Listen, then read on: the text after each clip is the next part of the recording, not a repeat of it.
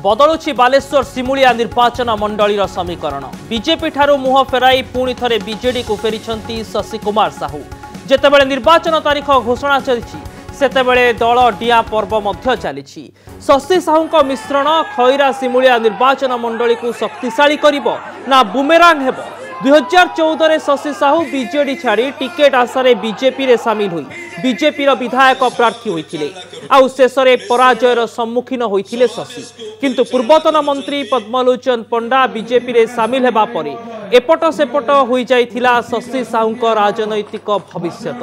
धर्मेंद्रଙ୍କ गोष्ठी सहित न पड़िबारु कोण ठेसा होई राजनैतिक अस्तित्व हराइथिले शशि।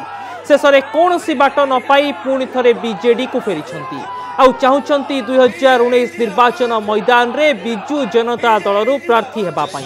आज विधिवत भावे बालेश्वर जिला सभापति उपस्थिति रे बीजेडी रे सामिल होइछंती।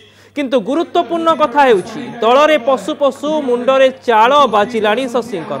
स्थानीय विधायक ज्योति प्रकाश पाणिग्राही और तांकर समर्थक शशिंकर गोष्ठी को जोरदार विरोध करुछंती।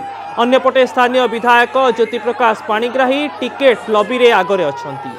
तांकु दलीय सुप्रीमो नवीन पट्टनायक ग्रीन सिग्नाल देइथिबा कथा निज कर्मी को कहिबा सहित निर्वाचन प्रचार मध्य आरंभ कर सारिलेनी ज्योति प्रकाश।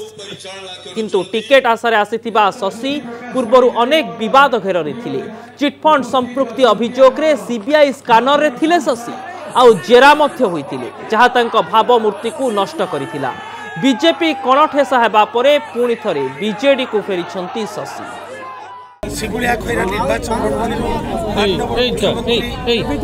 नेतृत्व ओडिशा सरकार जेकोसी कार्य आसो हिताधिकारी कार्य सिमुलिया खैरा निर्वाचन मंडल प्रत्येक लोक पाखे पहुंचेबू।